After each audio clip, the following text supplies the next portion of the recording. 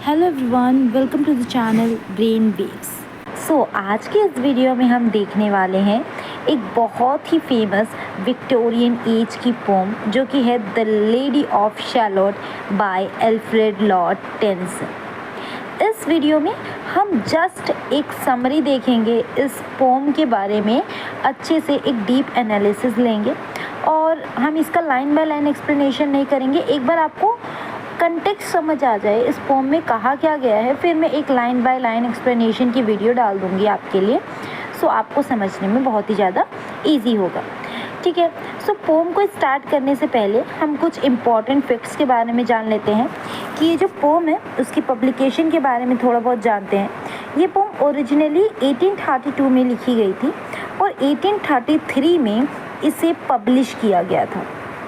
बाद में 1842 में इसका एक रिवाइज्ड वर्जन लगाया गया जो आज सबसे ज़्यादा पॉपुलर है और सबसे ज़्यादा पढ़ा जाता है। बैकग्राउंड की बात की जाए तो ये जो पोम की कहानी है वो किंग आर्थर के मिडिवल पीरियड से ली गई है। ठीक है। क्या हुआ था कि उस टाइम पीरियड पे जो किंग आर्थर है वो बहुत ही ज़्यादा पॉपुलर थे, प्लस जो हमारे राइटर हैं टेनिसन वो बहुत ही ज़्यादा उनकी बुक्स को पढ़ते थे और उनसे बहुत ज़्यादा इंस्पायर्ड थे, इसलिए इन्होंने इस कहानी में उनके बारे में भी जिक्र किया है और उस मिडिवल पीरियड पे ही ये पोम हमारी बेस्ड है। राइटिंग की बात की जाए तो यहाँ पर जो राइटिंग स्टाइल है ये लिरिकल बैलेड में लिखा गया है। लिरिकल बैलेड में क्या होता है, जो पोम होती है वो 4 पार्ट्स में डिवाइड की जाती है और उसके अंदर अलग अलग चीज़ें लिखी जाती हैं। यहाँ पर इंस्पिरेशन लेडी ऑफ शैलोट का एक कैरेक्टर है। इंग्लिश लिटरेचर में ये एक फिक्शनल कैरेक्टर है जो उसकी एलाइंस से इंस्पायर्ड है। अगर हम इस पोम में बात करें तो ये जो शैलोट है वो यहाँ पर आइलैंड के बारे में बात की जा रही है। यहाँ पर शैलोट एक आइलैंड है। मैं बार बार रिपीट कर रही हूँ, कंफ्यूज मत हो कि आप सभी कंफ्यूज ना हो as a person, as a island. ठीक है। अब डिटेल समरी पे आते हैं। स्टैंजा नंबर 1 में शैलोट आइलैंड और उसके आसपास का एरिया के बारे में बताया गया है। कहानी एक नदी और उसके दोनों तरफ फैले हुए जो बार्ली के खेत होते हैं वहाँ से शुरू होती है कि जो खेतों के बीच में से एक रास्ता कैमलॉट किंग आर्थर के महल की तरफ जाता है। इस रिवर के बीच में शैलोट नाम का एक आइलैंड है। इस पर 4 ग्रे दीवारों वाले एक टावर में एक मिस्टीरियस लेडी क्वाइड है जिसे सब द लेडी ऑफ शैलोट कहते हैं। आम लोग उसे कभी देख नहीं पाते, लेकिन सुबह सुबह खेतों में काम करने वाले किसान और वी कैन से रीपर्स उसके स्वीट वॉइस में जो वो गाना गाती थी उसे सुनते थे और महसूस करते थे उसको। अब स्टैंजा 2 में जो लेडी ऑफ शैलोट है उस पे एक कर्स होता है, मींस एक श्राप होता है, उसके बारे में देखेंगे, प्लस उसकी जो मैजिकल वर्ल्ड है उसके बारे में हम देखेंगे इस स्टैंजा 2 में। वो लेडी दिन रात एक मैजिकल कलरफुल ट्रेपेस्ट्री, इट मीन्स एक कालीन होती है, ठीक है, जो बिछाई जाती है, उसको बुनने का काम करती रहती थी। जब देखो तब उसको वूव करती थी। उस पर एक अननोन कर्स है कि वो डायरेक्टली अपनी विंडो से बाहर की दुनिया या कैमलॉट के महल की तरफ नहीं देख सकती। अगर वो ऐसा करेगी तो उस पर जो श्राप है वो उस पर एक कहर की तरह बरसेगा। ठीक है। बाहर की दुनिया देखने के लिए उसके कमरे में एक मैजिकल मिरर, एक शीशा टंगा हुआ था। उस शीशे में देखने वाले रिफ्लेक्शन, उस रिफ्लेक्शन से वो बाहर की दुनिया को देखती थी। जैसे लोग, किसान या फ्यूनरल प्रोसेशन, वो सब कुछ उसी शीशे के थ्रू देखती थी, उस रिफ्लेक्शन के थ्रू देखती थी। और फिर वो अपने काम में लग जाती थी, मीन्स अपने जो कालीन को वूव करने का काम था उसको वो करना शुरू कर दी थी। एक रात जब वो शीशे में एक न्यूली वेड कपल को देखती है तो वो सैड होकर कहती है, I am half sick of shadow.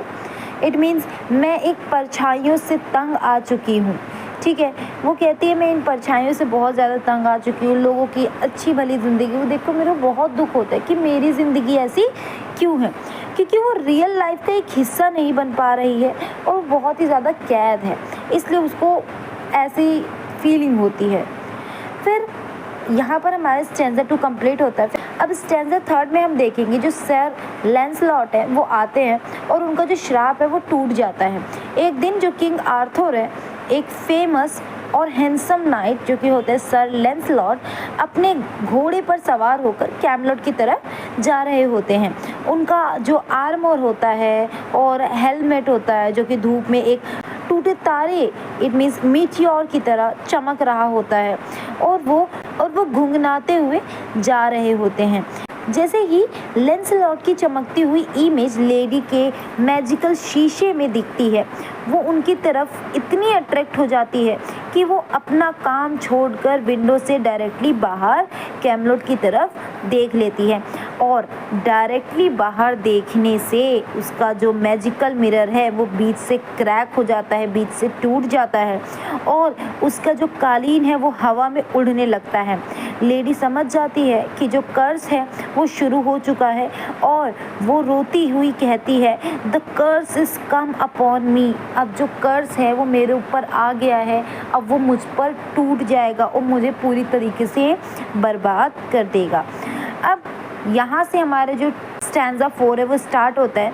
Lady की एक सैड जर्नी दिखाई जाती है और उसका डेथ दिखाया जाता है। कर्स शुरू होते ही मौसम अचानक से ख़राब हो जाता है। तेज़ आंधी, तूफान और बारिश होने लगती है। लेडी अपने टावर से नीचे उतरती है और रिवर के किनारे एक बोट ढूंढती है और उसके आगे के हिस्से इट मीन्स जो प्रो होता है ना बोट का, उस पर अपना नाम लिखती है। द लेडी ऑफ शैलोट लिख देती है।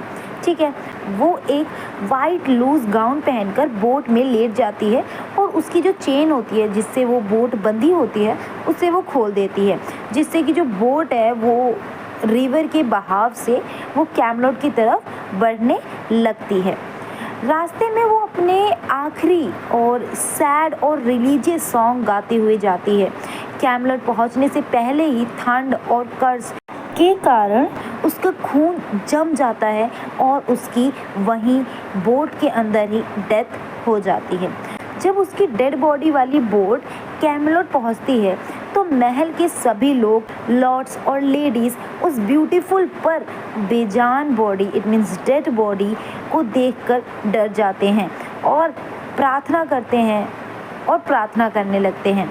एंड में सर लैंसलॉट उस डेड लेडी के पास आते हैं, उसके ब्यूटीफुल फेस को देखते हैं और भगवान से उसकी आत्मा की शांति के लिए प्रार्थना करते हुए कहते हैं, she has a lovely face, God in his mercy lend her grace, the lady of Shalott. और यहीं पे ये जो पोम है वो एंड होती है।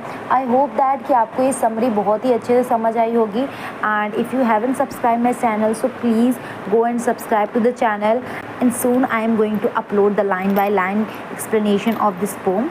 So till then, thank you, bye bye, see you in the next video.